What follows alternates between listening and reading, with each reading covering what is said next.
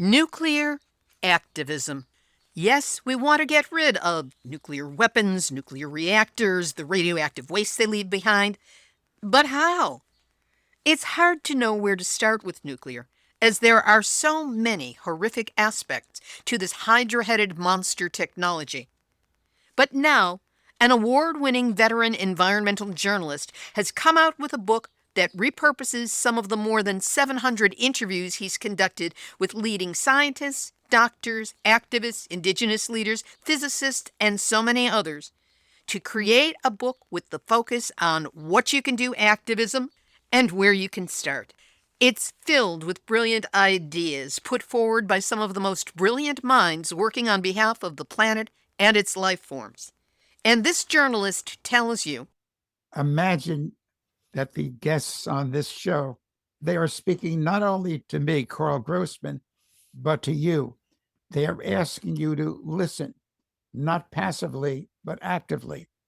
They are asking you to carry their words forward to ensure that truth is not buried, that courage is not forgotten, that hope is not extinguished. This book is not only an archive, it's an invitation to awareness, to responsibility, to action. And that's what this book is all about. well, when award-winning environmental journalist Karl Grossman presents you with a book containing the best of his decades of interviews on nuclear and environmental issues, one that is easy to understand and gives you small, manageable steps to take towards your activist goals, you begin to glimpse that there's a way to a future where we are freed from that awful, deadly, dangerous seat that right now we all share. Nuclear hot seat, what are those people thinking? Nuclear hot seat, what have those boys been drinking? Nuclear hot seat, the corium is sinking. Our time to act is shrinking, but our activists are linking. Nuclear hot seat, it's the bomb.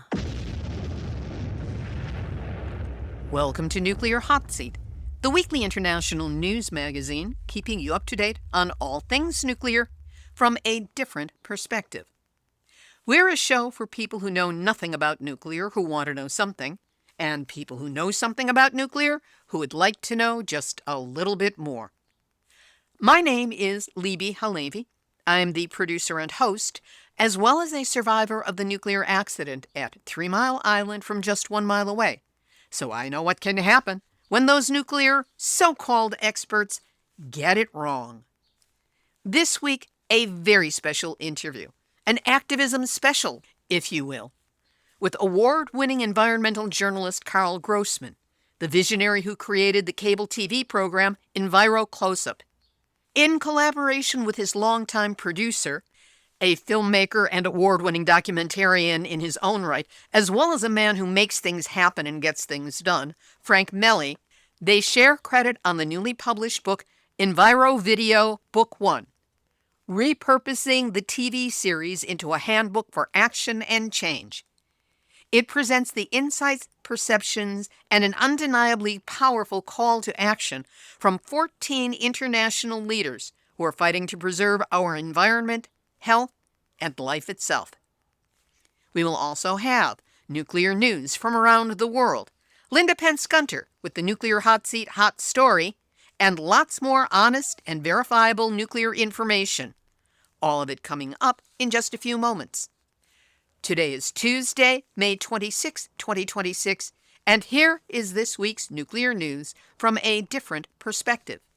Starting out with some good news here in the U.S., where California lawmakers have rejected the latest bid to lift a nuclear moratorium on new builds, a law that has now stood for 50 years. Haakon Williams, executive director of Committee to Bridge the Gap, which spearheaded the effort, said, California's nuclear moratorium has always carried a clear condition. It may be lifted when there exists a way to dispose of the long-lived radioactive waste. It has now been 50 years since the state put that condition in place, And those decades have revealed it to be a wise policy. We are hardly any closer today than we were in 1976 to figuring out how to responsibly dispose of spent nuclear fuel, which remains dangerous for hundreds of thousands of years. Committee to Bridge the Gap was joined in this opposition by the Sierra Club of California, Union of Concerned Scientists, and other environmental and public interest groups. The Nuclear Regulatory Commission has thrown in the towel to the White House, ceding its safety oversight mandate for risky new reactors to the promotion-oriented Department of Energy. Here's Linda PENTZ GUNTER with this week's Nuclear Hot Seat Hot Story. If your vet told you to take your cat to a lawyer for its next checkup and that she would abide by whatever medical assessment the lawyer made of your cat, would you do it? Of course not. It's patently absurd, not to mention dangerous for the well-being of your feline friend. But that's exactly what the US Nuclear Regulatory Commission is proposing with its new rule. The NRC is effectively agreeing that any new reactor design given a clean bill of health by the US Department of Energy for military purposes will automatically be assumed safe for civil use as well, without the need for any safety scrutiny by the NRC. Never mind that the DOE is an entirely promotional entity that has neither the experience nor the staff to assess reactor safety, and never mind that what actually defines safe is nowhere spelled out in the NRC proposal, known as the rubber stamp rule. And never mind that the rubber stamp rule clearly violates key components of the Atomic Energy Act, which gives the NRC sole authority and responsibility for the licensing of commercial reactors. 13 organizations from across the US, led by my group Beyond Nuclear and by Nuclear Information and Resource Service, have filed comments on the NRC's surrender, pointing all of this out. Of particular concern is that the NRC intends, almost certainly illegally, to accept safety findings from other agencies without verifying whether they are correct, compliant with protection standards, or adequately supported. The NRC had already been stripped of a large part of its authority by the metaphorically axe-wielding DOGE, that murky entity created by the unelected and now vanished Elon Musk, and which may or may not still exist. But even without DOGE as its not-so-benevolent overlord, the NRC is all too happy to forfeit its authority to the White House. Meanwhile, the White House continues to do what it does best, demonstrate a complete disregard for the law, and we're not even talking end runs around the IRS here, or slush funds with which to reward family members and violent insurrectionists. NRC's proposed rule would create a kind of regulatory tunnel around its own established regulations and licensing processes. This would allow for DOE's promotional biases and incorrect conclusions about reactor safety and environmental impacts to become the new normal in the regulation of the civilian nuclear power industry, exposing the public to unacceptable dangers to our health and safety. 11 state attorneys general in their own March 11 comment filing had earlier agreed with civil society groups that such exclusions violate existing law. The AGs concurred that the NRC, not the DOE, has licensing authority over the commercial reactor demonstration projects that the DOE undertakes. But under the rubber stamp rule, new reactor companies would likely never have to go through a detailed safety review by the NRC to build and operate their reactors. In 1974, Congress amended the Atomic Energy Act to prohibit such a scheme when it abolished the promotion-oriented Atomic Energy Commission after it had lost the confidence of Congress and the public over safety. The NRC was instead established to provide a regulator that prioritizes safety and would not be obligated to take shortcuts in favor of an expedited production agenda over public safety. It should be said that despite that change, the NRC consistently drifted toward promoter versus regulator, has typically been more of an industry lapdog than watchdog, and tends to favor nuclear industry cost concerns over public safety. But even a weak regulator is better than none at all. Nuclear power is simply too inherently dangerous a technology to operate outside the law. Ignoring those dangers will put millions of Americans at risk of another catastrophic nuclear accident. I'm Linda PENTZ GUNTER with Beyond Nuclear, reporting for Nuclear Hot Seat. And that's this week's hot story. Beyond Nuclear and Nuclear Information and Resource Service will hold a briefing by experts on Capitol Hill at 11:30 a.m. Eastern Time on Tuesday, June 2nd. Among those testifying, Dr. Edmund Lyman of the Union of Concerned Scientists, Peter Bradford, a former NRC chair, physicist M.V. Ramana, attorney Diane Curran, and others. Please let your members of Congress know by calling the Capitol Hill switchboard at 202-224-3121 to urge them or their staff to attend. And we will have a link up to that information on the website, nuclearhotseat.com, under this episode, number 778. And now... Nuclear hot seat, nuclear hot seat, nuclear hot seat. Earlier this year, researchers at King's College London gave 3 commercial AI models, GPT 5.2, Claude Sonnet 4, and Gemini 3 Flash, a tabletop exercise typically used to train human military strategists. Each system played the leader of a nuclear-armed country in a Cold War-style standoff. The researchers didn't instruct the models to escalate, nor did they tell them to win at all costs. They presented the models with a scenario and asked them to play it out.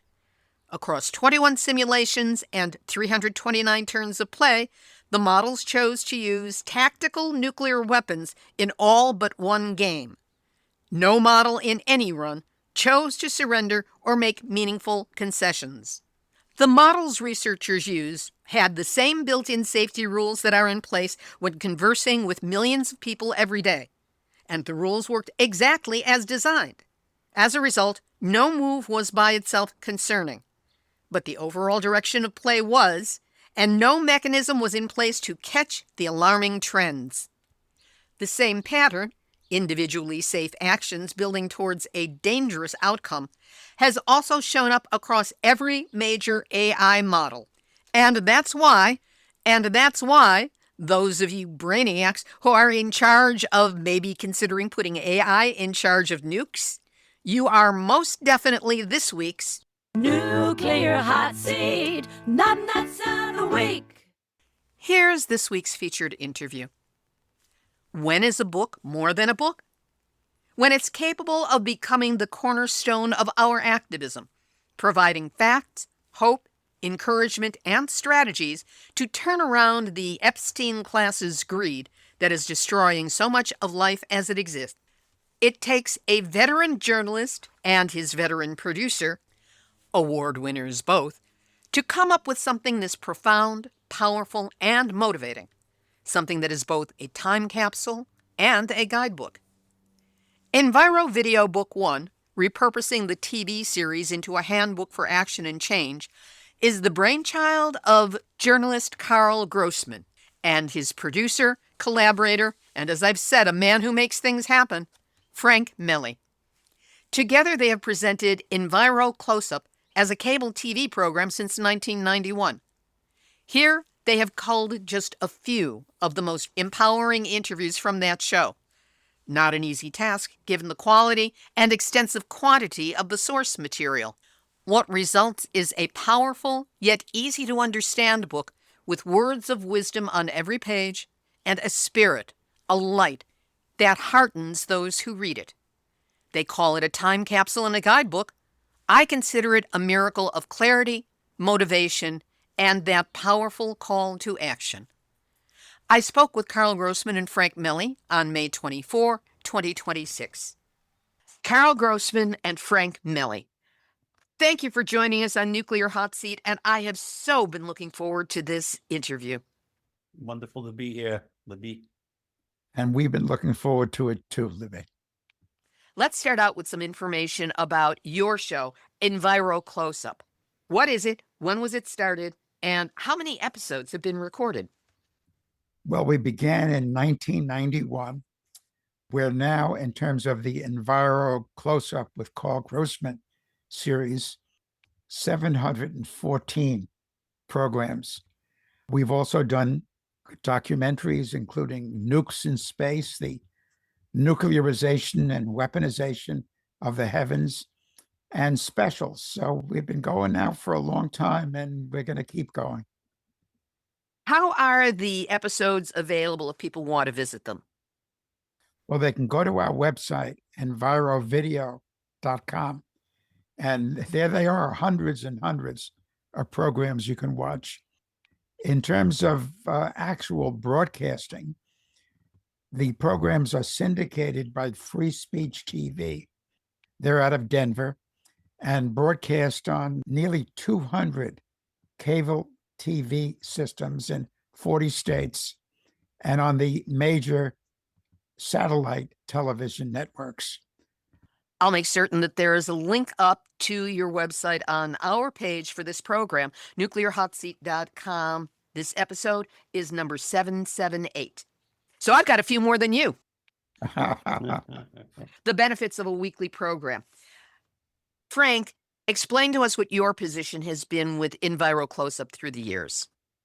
Back in 1991, when I met Karl and the other board members who were running EnviroVideo at the time, it was just a perfect connection. I was so into the environment, and I met them at a street festival in Manhattan on the Upper West Side.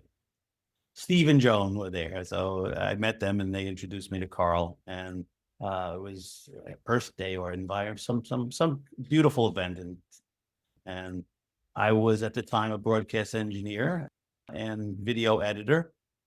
I started volunteering back in 1991. Since then, that's grown from editor to producer, director, editor, webmaster, liaison to the TV station, media manager, the whole list. And I'm so happy to be doing this work with Karl, because it's not work. It's fun and it's useful and meaningful.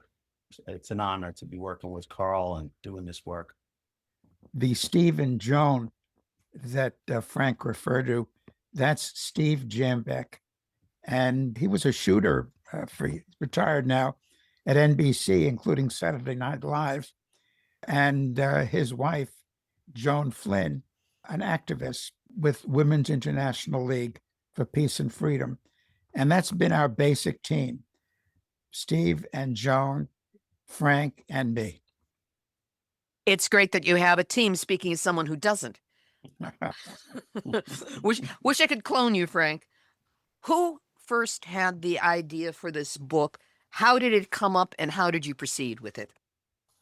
So we were just finishing up transferring a lot of the old archives, which was still on videotape from when we started, 1991. Lots of those programs were never archived, transferred, digitized, so we could put them on the website. And most of them are there now. So that was a long process. And when we finished that, I thought, what else can I do to reuse, multi-purpose the TV series? And the book idea just came, and I said, hey, Karl, what do you think? And he said, great, let's do it. And we're so excited. Book 1, as it's called, right? EnviroVideo Book 1, Repurposing the TV series as a handbook for action and change. But book 1. So in the future episode, we'll have book 2, and we have 3 interviews with you. Who is the book geared for? Both activists and students even. And for people who aren't, speaking of books, this is the first book that I wrote on nuclear power, Cover Up What You're Not Supposed to Know About Nuclear Power. And I begin it with, you have not been informed about nuclear power. You have not been told. And that has been done on purpose. Keeping the public in the dark was deemed necessary by the promoters of nuclear power if it was to succeed. And then it goes on, those in government, science, and private industry who have been pushing nuclear power realized that if people were given the facts, if they knew the consequences of nuclear power, they wouldn't stand for it. That book was published in 1980. I began writing it the day the meltdown at 3 Mile Island began. A lot of this issue, this nuclear issue, well, it's so dependent on public education. Particularly these days, you see not only Trump, but these Democratic governors, Newsom and Hochul, jumping on this new nuclear push. what's necessary, because the nuclear juggernaut has really captured the political system, is for people to learn public education and for them to act. And just let me read from a section of another book, our new book, EnviroVideo Book 1. Imagine that the guests on this show, they are speaking not only to me, Karl Grossman, but to you. They are asking you to listen, not passively, but actively. They are asking you to carry their words forward to ensure that truth is not buried, that courage is not forgotten, that hope is not extinguished. This book is not only an archive, it's an invitation to awareness, to responsibility, to action. And that's what this book is all about, a handbook to action based on very, very wise words of some very, very wise people. I found that in reading the book, there was not a single page that the person speaking was not putting forth what I would consider to be poetry, profound thought, intelligence, action, and hope. All of that was in there in the words of these people. So it's very important that we have this able to walk around with it in our hands. You structured each chapter, each interview with a particular format. You started with a tagline. You went into a transcript of the actual interview, a summary of that interview, and then what people can do. Each of those 4 categories. How did you come to that structure, and what do you hope that it will lead people to do? The interviews were so dynamic. They all contain, because every interview, Karl will always ask, usually near the end of the interview, what can people do? So the interviews themselves included that. But a lot of these interviews were recorded in the 90s, and there's new things, new technologies. So it needed more. And that's how the end part, I'm starting from the end, like after the tagline or the introduction into each interview, the interview, and then we had the summary, and then we had the what people can do. So that what people can do portion includes a lot of the newer technologies and suggestions and things that people could do that weren't available at the time the interview were done, or at least some of those interviews, not all of them, because some of them are new. They're not as old as others. The introduction, interview by interview, listening to the many dynamics of the interview itself, Karl's brilliant questions and commentaries, the interaction with the guests, it set the stage. The introduction tells a little bit of that story of what people are about to read, the significance of it, and it gives them something to do at the same time. They're actively listening. Listen with your heart, not just your ears, and think about what you could do to help. So the whole thing was just structured around that. The summaries, the interviews speak for themselves. They're timeless. How many interviews are there, and who are some of the people who are included? There's a total of 14, or 3 of them had 2-parters. Dr. Helen Caldecott had a 2-parter. Dr. Mark Jacobson from Stanford University, right? And Mustafa Santiago Ali also had a 2-parter. You have Chief Oren Lyons, who's the faith keeper for the Onondaga Nation, with his words of wisdom from an indigenous person, speaking about the 7 generations and their whole philosophy. You have David Fenton. He was a monster in the PR world. He had his own PR firm and wrote a handbook for marketing. He brought his wisdom, and he was involved with lots of environmental, even anti-nuke concerts. So he was just a perfect person to have. And those are just to name a few. That I named 4 or 5 of the 14 of people that we had. Some of them have passed, like Dr. George Gould, a Nobel Prize-winning biologist. Dr. Henry Kendall, the founder of the Union of Concerned Scientists. Vladimir Chernyshenko, he was in charge of the cleanup of the Chernobyl nuclear plant accident scene. And in fact, he's passed. He was dying of cancer. As I did the interview with Dr. Chenosenko, the camera people were crying because these were almost his last words. And more recent interviews, Maya von Rossum, who leads the crusade for a green amendment, having constitutions include an amendment which guarantees a clean, livable environment. Dr. Gordon Edwards, president of the Canadian Coalition for Nuclear Responsibility, who explains that these so-called new, improved nuclear power plants that are being pushed aren't new at all.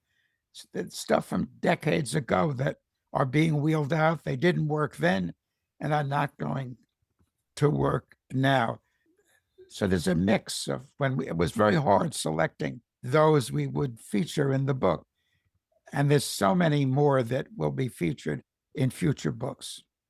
How did you choose out of your 700 plus episodes? How could you whittle it down, or what process did you use to whittle it down to these to start? It was very, very difficult. We put together lists of 50, 60 people and finally whittled it down to a core group for the first volume. But there's so many very important interviews. And again, the wisdom that was advanced and this is information you don't get hardly ever on television. In fact, you hardly get it anywhere. We searched out for what's been covered. That's why I called my first book, Cover Up, What You're Not Supposed to Know About Nuclear Power. These are interviews with people who expose what's been covered up, and there sure has been a lot that's been covered up. Is there a common thread through all of the interviews? Well, I think the common thread is this is stuff you've not seen otherwise on television. This is information that has been covered up. We're talking about critical issues, life and death issues. For example, I asked Chenosenko, the claim I said is that the problem in regard to Chernobyl was, it's a Soviet design. But in the West, it turns out that Dr. Chenosenko had traveled through the West. And he explains, no, these are issues that involve nuclear power designs all over the world and can lead to nuclear catastrophes all over the world. And I'd say that's the common thread, the suppression of information, the cover-up, what you're not supposed to know about nuclear power, and also nuclear war. We have programs on the consequences, the impacts of nuclear war.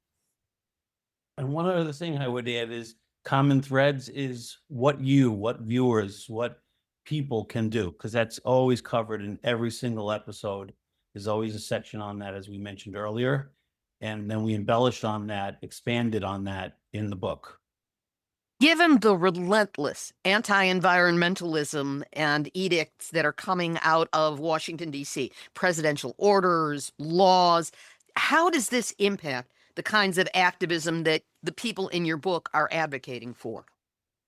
I got into journalism, just a side story in terms of my entry, and it was through an internship at Antioch College at the Cleveland Press.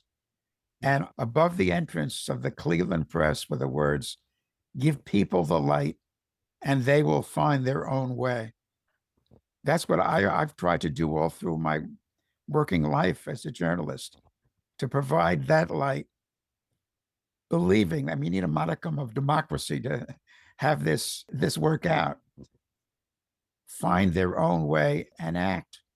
And through investigative journalism, I have found that you can provide light. There's a wonderful tradition that used to be called muckraking in this country of investigative reporting, investigative journalism, which has changed things to the better.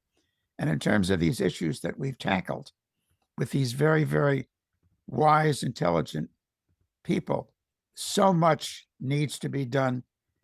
We have to lift the veil of secrecy, tell people what's going on, what's truly happening, and hope that through democracy, through action, that public education could lead to change for the better.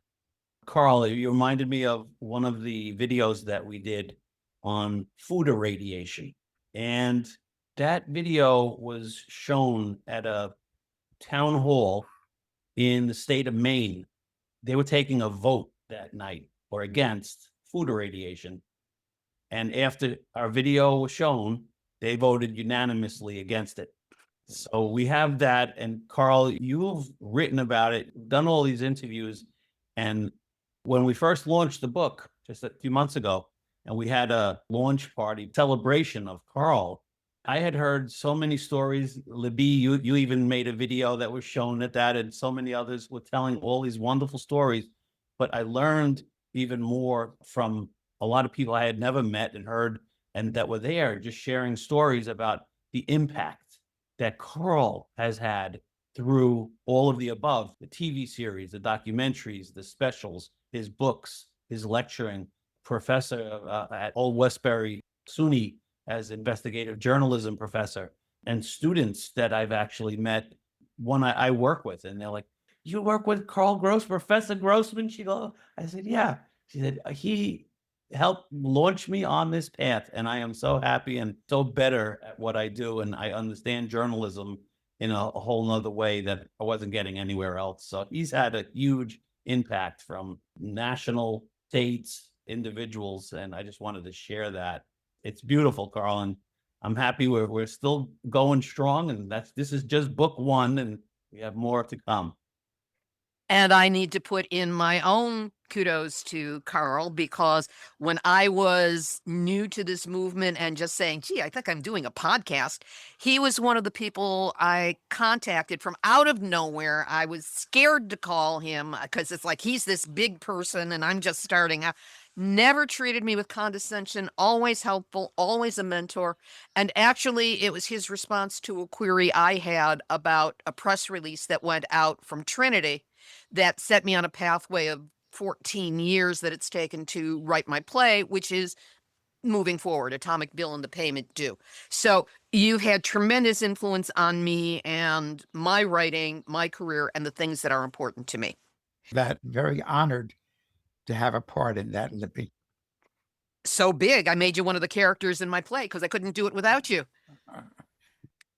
Do you have a favorite or a most important or a highlighted interview of all of them in the book that you think people absolutely must read? Extraordinarily important is, and mentioned his name, Dr. Mark Jacobson. He's a professor of environmental engineering at Stanford, and he has written a book, and it's the title of the program we did with him, No Miracles Needed. And the book is about how all the energy we need can be provided by safe, clean, green energy led by solar and wind power.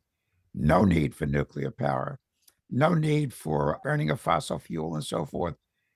I mean, what Dr. Jacobson is telling us is that all this climate change to the effects of radiation on people, injuries and deaths to people living near nuclear power plants, not to mention what has occurred as a result of catastrophes at 3 Mile Island, at Fukushima, at Chernobyl. It's all unnecessary. No miracles are needed. It's more than a hopeful message. It's a thoroughly practical message telling us about energy we can live with and how to get there. And one other thing that Dr. Mark Jacobson is really pushing now, we saw a video, Karl and I were working on a program, and they showed a video of Jacobson, and the very first technology he spoke about, it was hot dry rock, geothermal energy. He wasn't pushing solar, wind, not from the beginning. And I'm hoping that our next interview is going to be with Dr. Jacobson to expand on that.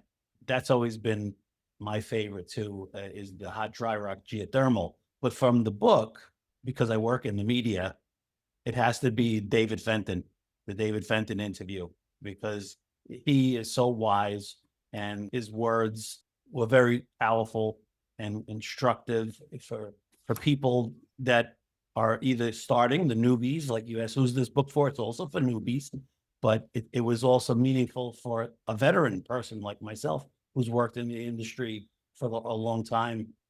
Fenton had just written a book titled The Activist's Media Handbook.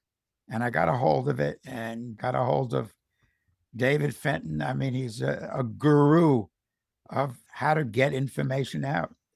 The TV show was kind of a televised version, a video version of his instructions in an activist media handbook, how to, as an activist, best use the media.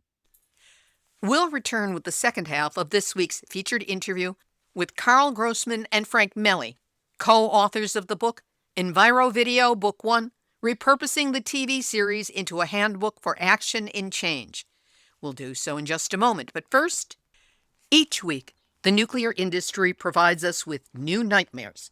But you couldn't tell any of it was happening if all you follow is mainstream media. That's why Nuclear Hot Seat exists, to give a caring, compassionate, and concerned person like you a regular weekly dose of nuclear news you can count on to be honest and verified. Nuclear Hot Seat is the longest-running program anywhere that focuses exclusively on nuclear issues. Now finishing up its 15th year as a podcast and 8th year as a broadcast, we have a long history of scooping mainstream media on nuclear issues, giving context and continuity to local and national stories, and working behind the scenes, providing links and introductions between activists, researchers, and reporters so that our stories get out far beyond this show. You count on Nuclear Hot Seat to provide you with the verifiable, fresh information and an unrelenting perspective every week. So if having this information helps you, and you see the importance of it getting out into the world, we need your help. That would mean a donation of any size. Just go to nuclearhotseat.com and click on the big red donate button. That's where you can send a one-time donation of any size or set up an automatic recurring donation of any size. Just $5 a month. The same as you would spend here in the U.S. on a cup of coffee. We are a 501c3 nonprofit organization, which means that your donations are tax deductible. Just go to nuclearhotseat.com and click on the red donate button. If you have Zelle, you can send money directly to info@nuclearhotseat.com. So please don't wait. Go to nuclearhotseat.com to donate right now. And whatever you can do to help, I am deeply grateful that you're listening and that you care. Now here's part 2 of this week's featured interview with Karl Grossman and Frank Melli on their book, EnviroVideo Book 1, Repurposing the TV series into a handbook for action and change. Frank, I understand that you put together a surprise for me, and I'm here and waiting to be surprised, so go for it.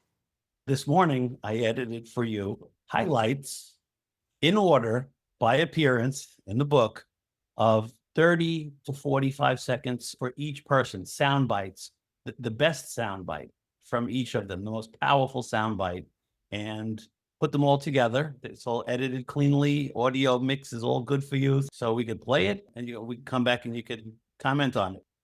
Let's give it a go now. I think it's high time to realize by now the whole nuclear enterprise represents a wrong turn in human history. Both the power, nuclear power, and nuclear weapons. This is a technology that's not tameable. Not tameable. The whole world is waiting for the next big catastrophe.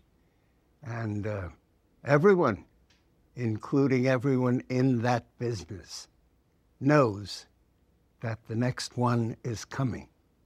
It was clear that something had to be done. The nuclear arms race was beginning to run out of control. The Soviet Union and the United States were in the midst of building enough nuclear weapons, hydrogen bombs, to fry the earth.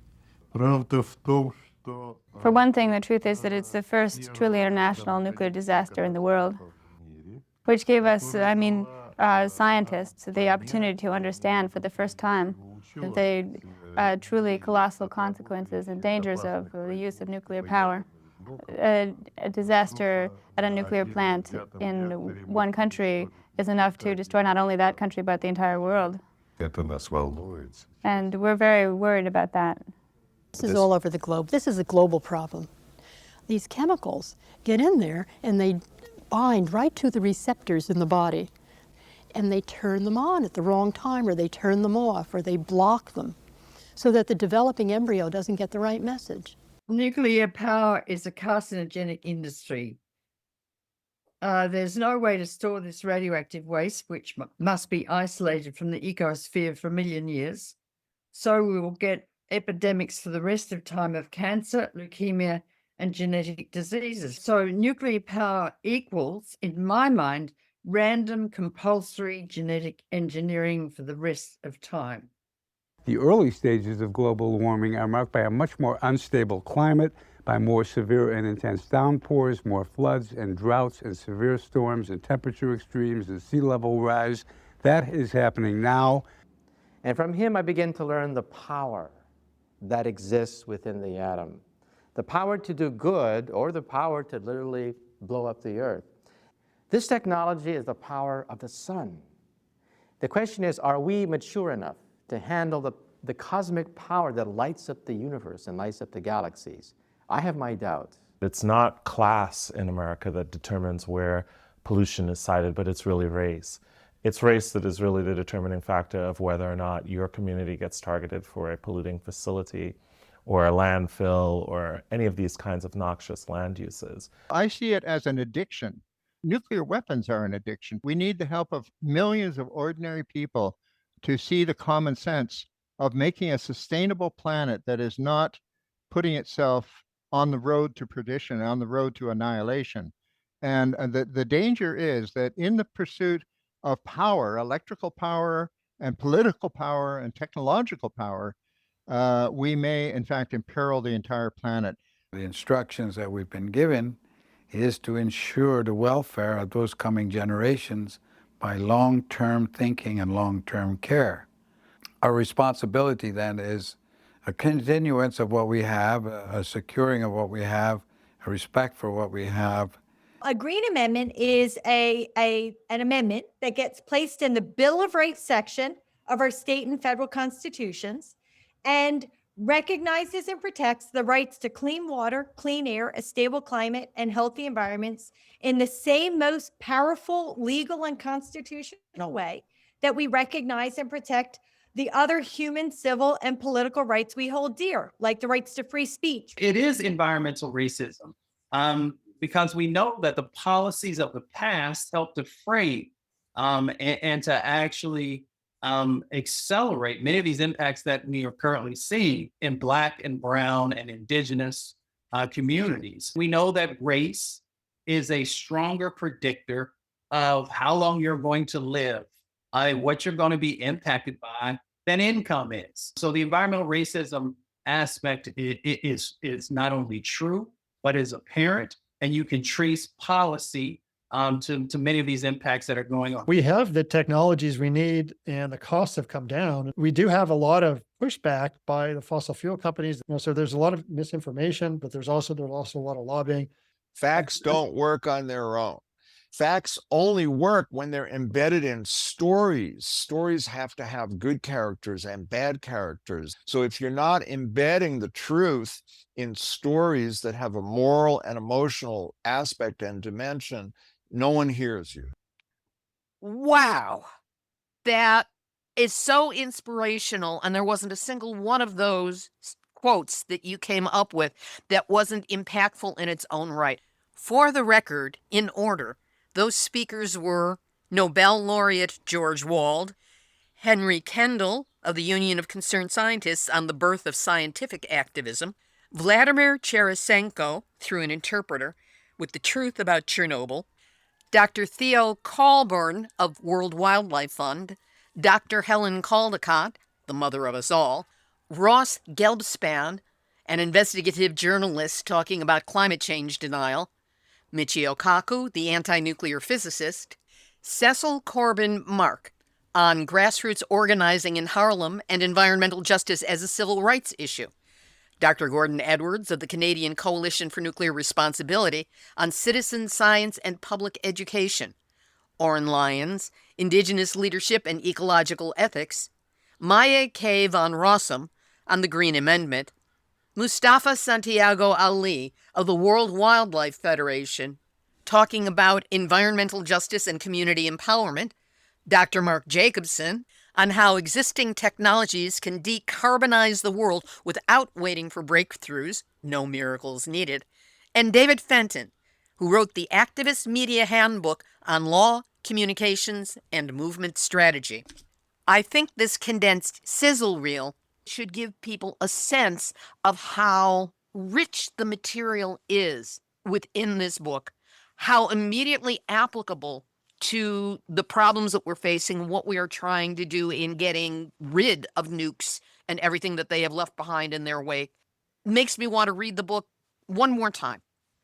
Let me ask you about strategies.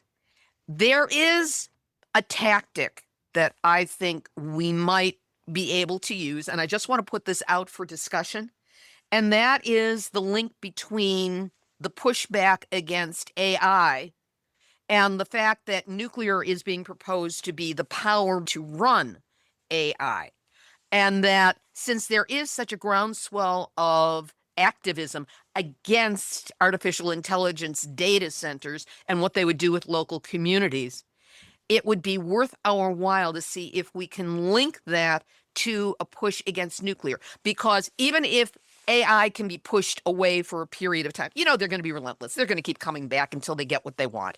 And we're going to have to stop them every time. But if in the interim, these small modular nuclear reactors are allowed to be established, 5 years down the line, 8 years down the line, whatever it is, they can say, well, we can do AI now because, look, you've got nuclear here already. So perforce, if someone is against AI, we need to also have them understand that they need to be against nuclear because that would set the groundwork for, in the future, AI being approved and being allowed to get into operation.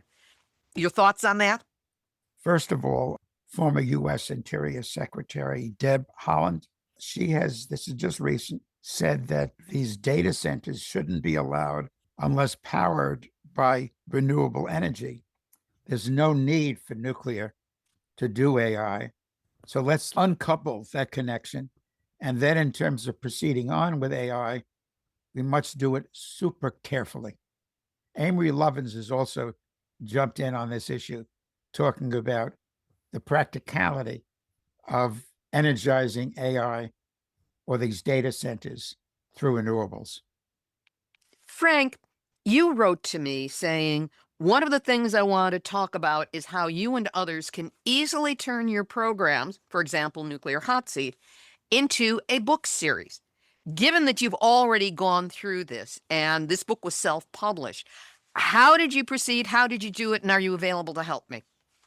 I'll help you and all of your listeners right now. It's a simple, fast process. If you have basic editing skills, and if not, you could just go on YouTube and ask, how do I do this? How do I do that? And what we're talking about specifically is from your audio podcast. You have it as an audio file. You drop that into the editing software and you generate a transcript. You can also download from YouTube or wherever you have it. Many of the websites give you automatic transcripts. So once you've generated that transcript, you export it. So then all you need to do is to write an introduction to each interview, like we did with this book, EnviroVideo Book 1. And you write a summary to that interview, give some additional pointers, like what people can do, like we did, or some other angles that might be more meaningful to you or to your audience. And you would then design the book based on that process. And then you just take, like we did, the top 15 to 17 interviews. And you write the introduction to it based on all 15 to 17 interviews once you've chosen them all. So there's your introduction to the whole book, and then to the first interview, an individual introduction. And that's it. You do a closing to the book, and you write that part yourself as well. It's pretty basic, simple, and fast. Does that pretty much give you an idea? It's a definite possibility. It's not anything that I haven't thought of before, but that hasn't been my focus. I'm now generating transcripts for each week's nuclear hot seat and trying to work back in time to get earlier ones as well, because this is a recent evolution in my skill set. But transcripts are now available. I am about to launch a YouTube channel, which I'm already preloading with a number of episodes. So there will be a chunk of them up there once it becomes available. And all of this is pointing towards the next evolution, which would be, yeah, why not a book? So if there's anyone with those skills who would like to help me with it, thank you very much. I would welcome the outreach. Now, the book is published. Where can people go to get it? EnviroVideo.com, ENVIROVIDEO.com. And we will, of course, link to it on the website, nuclearhotseat.com, under this episode. Is there anything that we haven't covered yet that you would like to add at this time? The written word is enormously important. An old editor of mine, Dave Starr, spoke about how morning newspapers would survive because maybe not afternoon or evening ones, but morning ones, because people wake up in the morning and when they see it written, they have confidence in it. That's why a combination of media is so important. Video is very important because it can transmit emotion, feeling, better than unless you're talking about poetry, something written. Audio is important because it's sort of a combination between the power of the written word and the way video is, in media theory, maybe non-cognitive, it's called, but does emit emotion, and it's good for people to feel. A TV documentary is really a lot about emotion. So I think how we need to proceed is in all forms of media, but realize that the written word, that's why books are so important.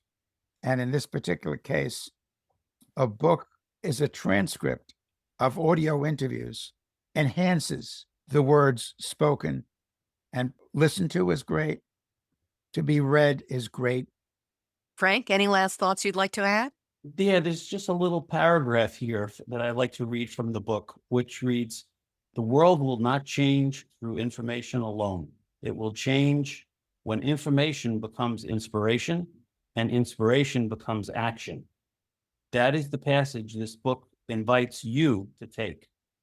That really is the essence of this book. And, like Karl said, those words over his first job there, was that an internship, Karl, or was that a job? The words. This is an internship at Antioch College. And the words said, show people the light and they can find their way. And that's about action, isn't it? One last thought as you're providing all of this inspiration for us. When can we look forward to book 2? I hope as soon as we can put it together, choosing again some of these brilliant people that I've interviewed and their brilliant comments, their brilliant words, their brilliant advice. There's so much inspiration there. Originally, Karl had given me 2 lists for the first 2 books. And the first list was not enough for the first book. So I borrowed a few from the second book list and we added those. We still have now what's left over from that second book list, and we need to expand on it and get started on that. And I would say as soon as the effects of this interview, like you're doing, our hope is that some people will learn about it through your program and actually buy the book, tell other people about it. They may buy it also. And once we have some sales, and I need to do some more marketing.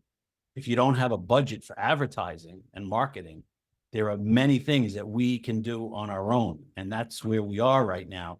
And I've been putting lists of these great ideas and running them back and forth with Karl. As soon as some of those start getting implemented and start getting results, whatever length of time that takes, that's when we're going to start writing the second book. Let me just stress the subtitle to the book. The title is EnviroVideo Book 1, but the subtitle is Repurposing the TV Series into a Handbook for Action and Change. And there's a lot more repurposing that should be done. I personally believe that we should be buying copies of these and sending them to everybody in DC, our representatives, our senators, our state, our local officials, so that they at least have the opportunity to learn the information that's in here, because virtually any one of them could turn someone around on this issue. Again, the book is EnviroVideo Book 1, Repurposing the TV series into a handbook for action and change. And the two men who are behind it, Karl Grossman and Frank Melli, I want to thank you so much for being my guest this week on Nuclear Hot Seat. Thank you very much, Libby. I thank you as well, Libby, and thanks for all that you do. You are a rock star in this arena, and I'm so happy to hear part of it came from the inspiration you got from Karl, who, as I said earlier, is such an honor for me as well to be able to work with the great Karl Grossman. Award-winning environmental journalist Karl Grossman and his producer, media activist and strategist Frank Melli. They're the team behind the long-running program Enviro Close-Up, and they shared about their new book, which is based on interviews from that show. It's called EnviroVideo Book 1, Repurposing the TV series into a handbook for action and change. We'll have the link up to that book on our website, nuclearhotseat.com, under this episode, number 778. This has been Nuclear Hot Seat for Tuesday, May 26, 2026. If you'd like to get Nuclear Hot Seat delivered via email every week, it's the easiest thing in the world. Just go to nuclearhotseat.com. You cannot miss the yellow opt-in box, which asks you to put in your first name and an email address. Send that back to us, and every week you will get one email, which contains the link to that week's show as soon as it posts and a short description of its content. That way, you need never miss a single update to the world's nuclear news. Now, if you have a story lead, a hot tip, or a suggestion of someone to interview, send an email to info@nuclearhotseat.com.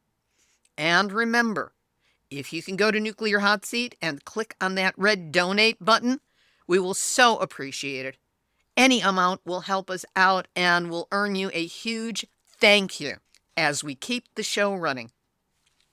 This episode of Nuclear Hot Seat is copyright 2026, Libby Halevi and Nuclear Hot Seat. All rights reserved, but fair use allowed, as long as you cite the program, website, names of any guests whose comments you use, and me. For now, this is Libby Halevi of Nuclear Hot Seat, reminding you, silence in the face of tyranny isn't neutrality, it's collaboration.